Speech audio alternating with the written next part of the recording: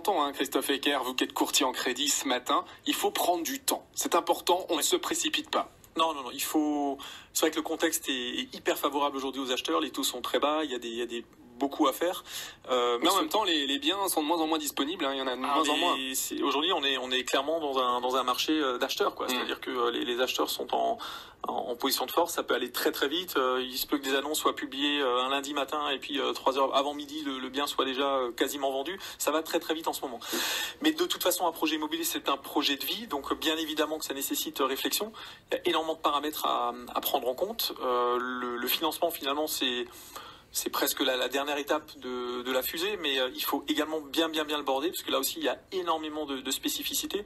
Et ne jamais oublier qu'un achat immobilier, c'est pas quelque chose qui est gravé dans le marbre. C'est-à-dire qu'il y a des évolutions dans la vie des acheteurs qui feront que ils auront peut-être besoin ou envie de se séparer du bien dans quelques années.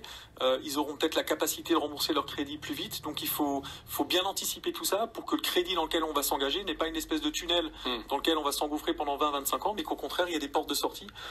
Et ça fait partie de la négo que fait un courtier, puisque sans ça, on risque rapidement de se retrouver avec des faux frais entre guillemets liés au crédit. Bon, ne pas se précipiter pour l'immobilier, mais